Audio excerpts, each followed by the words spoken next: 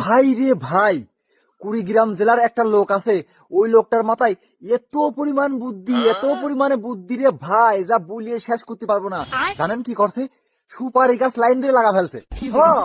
আর এইটা জানেন এই জন্য ওই কুড়িগ্রাম জেলার আর একটা কন্ডম ক্রিয়েটর, না মানে কন্টেন্ট ক্রিয়েটর ওই জানাতে আছে। দেখেন দেখেন একটু একটু দেখেন।